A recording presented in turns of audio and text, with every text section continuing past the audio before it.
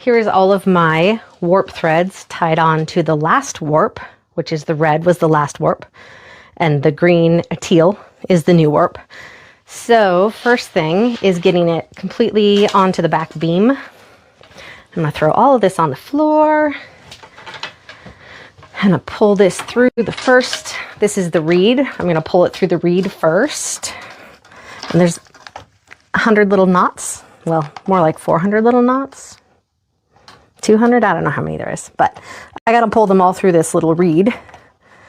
So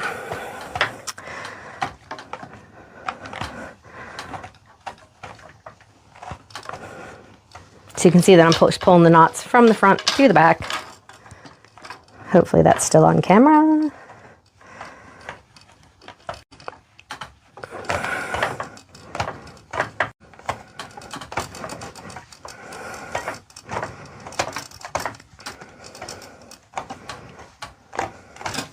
Okay, my reed is loose.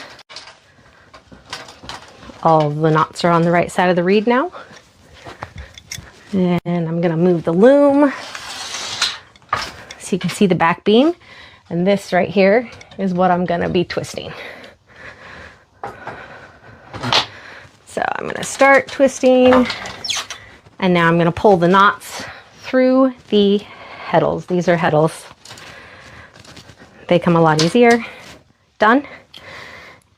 And I'm gonna get my paper ready to put between them. More knots.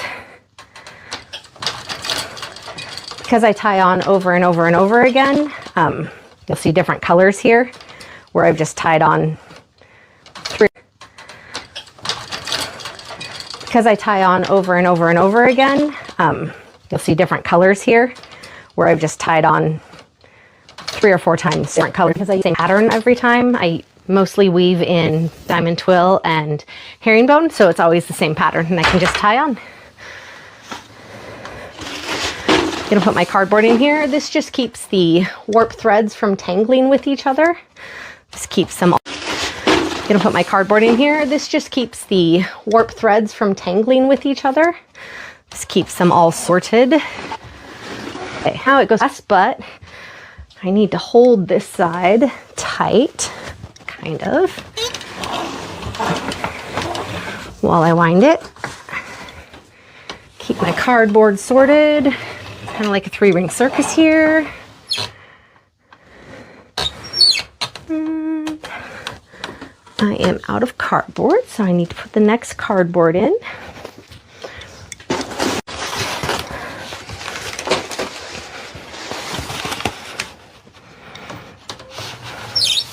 Usually I do it with 1 cardboard, but I seem to have grabbed the wrong one. So, sort these out a little bit. Get them laying nice and flat. And there we go. Okay, so now I am left with just tails here. Make sure those are on camera. Yep, perfect. So now I'm going to tie onto my front apron. This is called an apron. I'm going to tie these all on here. In sections of about 20 to 30. It's not an exact science. It's just whatever I grab that looks kind of right. And I'm a little bit long. Crank this down just a little bit. Now I'm a little bit short.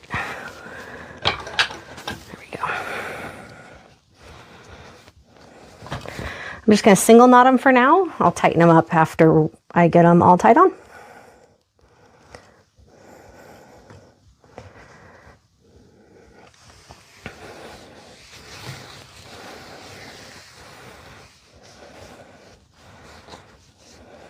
They're not all the same length. You can see that the light teal is much shorter than the dark teal there.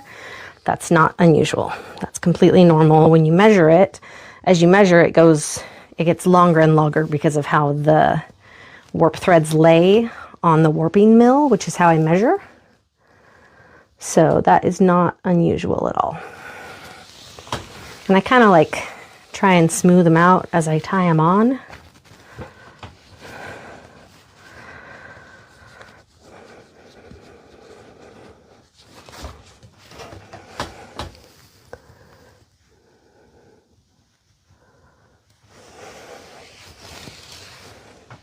Somewhere up here, I even have a little wooden comb that I can do that with if they're particularly knotty.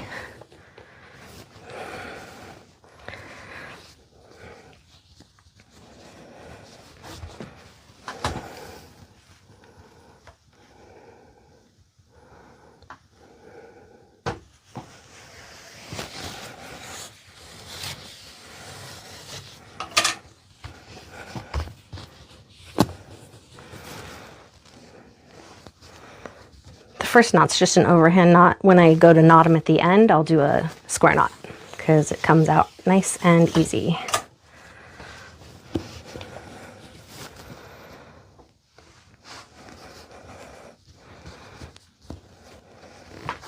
I'm going to tie this last one on the end tight because I don't want it popping back out of there.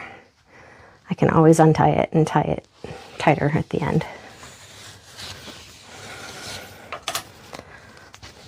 But my outside is what has to be the tightest of all of it. So that is fine that that is tight.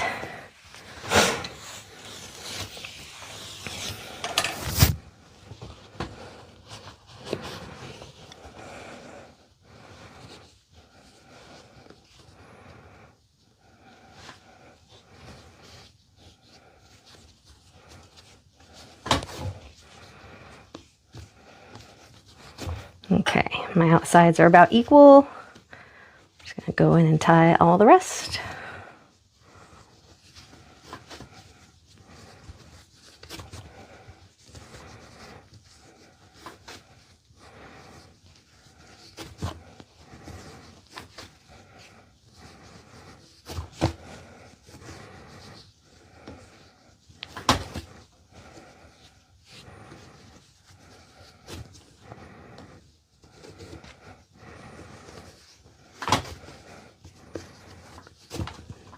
Check that it's all kind of even tension, which it is.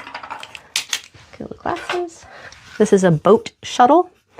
My thread goes on here, like so, upside down, and then it comes out through this slot.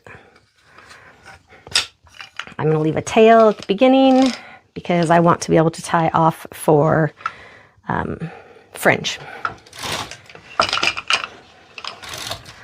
First ones go kind of slow because I'm checking to make sure that the pattern is right.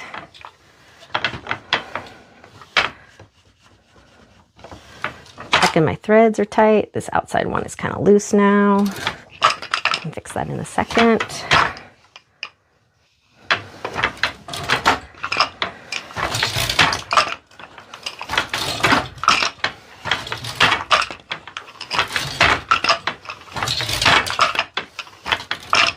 So now I'm going to pull this outside couple a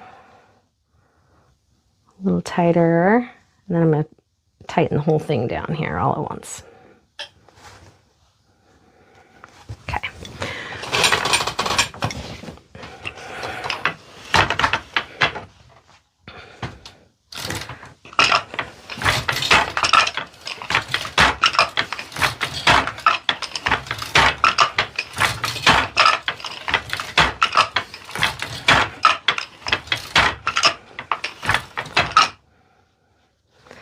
I need to just do a little bit of futzing with this one because it's not, this edge isn't really coming tight like I need it to.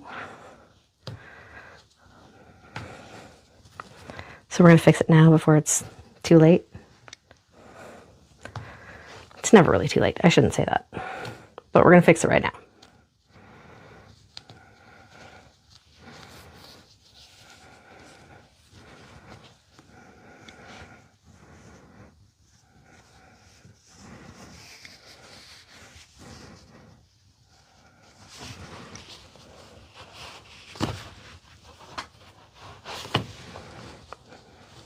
Okay. we go. Much better. I will come give you a close-up of the weave.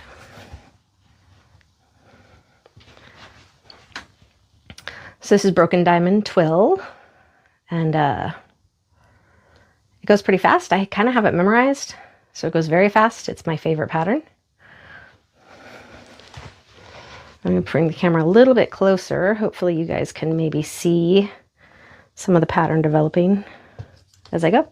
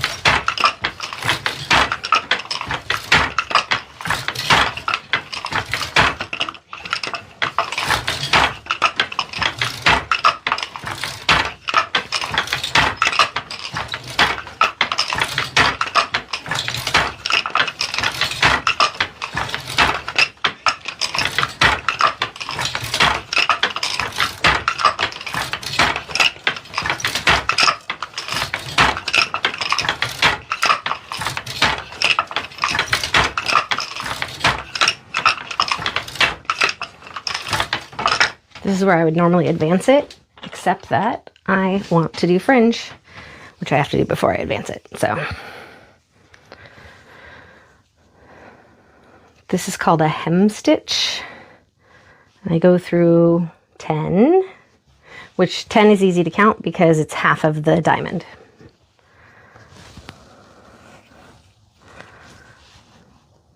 I don't know how much of this you guys can see. Maybe I'll bring the camera closer. And try not to knock into it with my arm.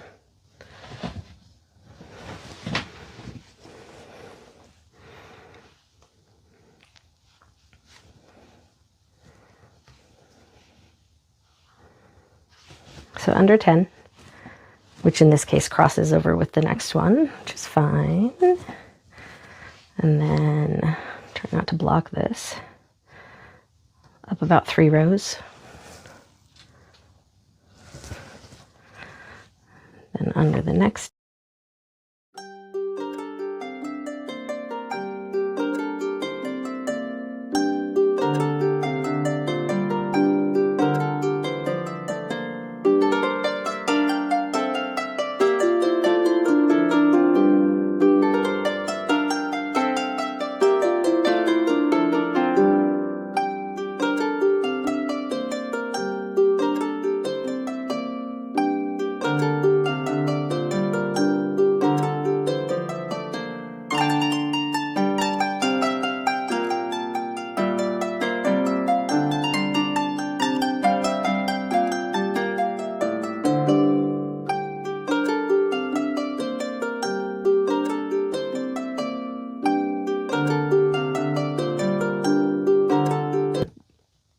Wiggle it through the threads.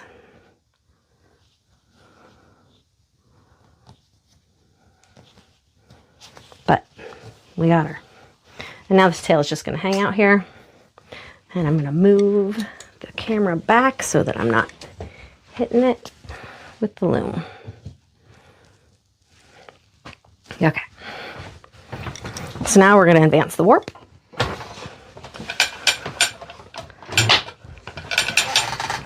Tighten. Everything looks good right here. And away we go.